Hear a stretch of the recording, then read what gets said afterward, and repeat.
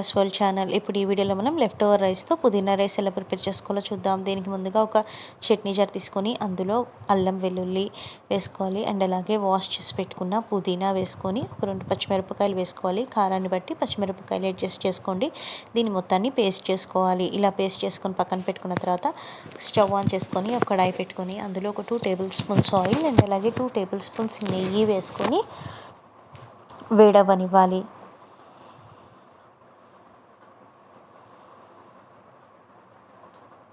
Oil వేడైన తర్వాత ఇందులో మనం డ్రై మసాలా స్పైసెస్ వేసుకోవాలి. బిర్యానీ ఆకు, ఇలాచి, లవంగాలు, మిరియాలు, చెక్క వేసుకొని ఇవన్నీ బాగా వేగిన తర్వాత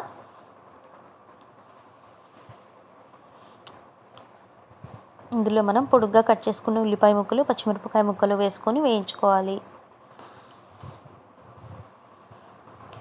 ఎప్పుడు మనం అన్నం మిగిలిపోతే రొటీన్గా పులిహోర, తాలింపు అన్నం కాకుండా ఇలా పుదీనా రైస్ చేసుకుంటే టేస్టీగా ఉంటుంది. అందరూ ఇంట్లో ఇష్టపడతారు కూడా. జస్ట్ మనం పుదీనా, అల్లం వెల్లుల్లి, ఒక పచ్చిమిరపకాయ కారాన్ని బట్టి మిక్సీ చేసుకుంటే రైస్ రెడీ అయిపోయినట్టే.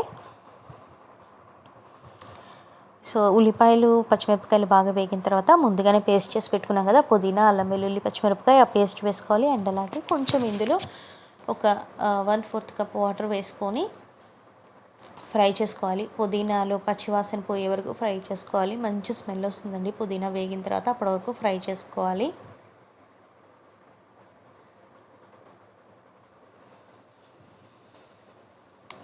పుదీనా వల్ల మనకి చాలా హెల్త్ బెనిఫిట్స్ ఉన్నాయి. అవి ఏంటో చూద్దాము. ఇవి ఒక 1 మినిట్ వేగిన తర్వాత ఇందులో మనం టమాటో ముక్కలు వేసుకోవాలి.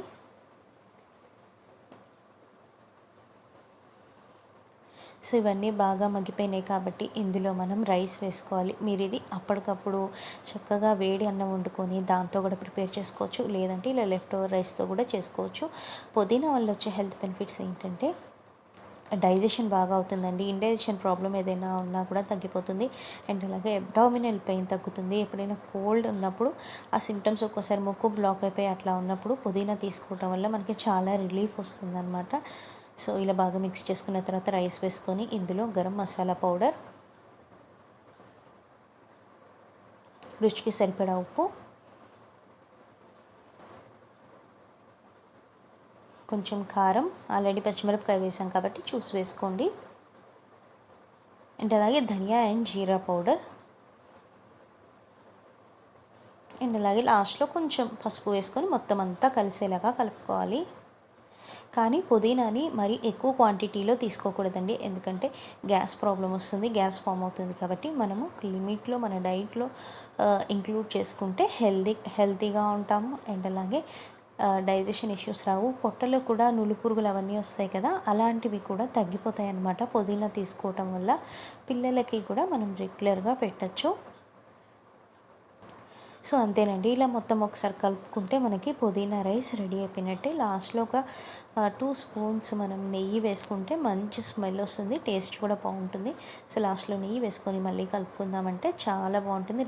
ఇది బాక్స్లోకి చాలా బాగుంటుంది. అండ్ అలాగే వింటర్ సీజన్లో మార్నింగ్ రైస్ మిగిలిపోతే మళ్ళీ నైట్కి ఆ చల్లగా ఉన్న రైస్ని తినడానికి ఎవరు ఇష్టపడరు, వేడిగా కావాలనుకుంటారు. కాబట్టి ఇలా మనం పుదీనా రైస్ చేసి పెడితే హ్యాపీగా తినేస్తారు. టేస్ట్ కూడా చాలా బాగుంటుంది. ఇలా మిక్స్ చేసుకొని జస్ట్ ఒక 1 మినిట్ మనము మూత పెట్టేసుకొని ఉంచుకున్నామంటే ఫ్లేవర్ అంతా కూడా చక్కగా చాలా బాగా వస్తుందండి.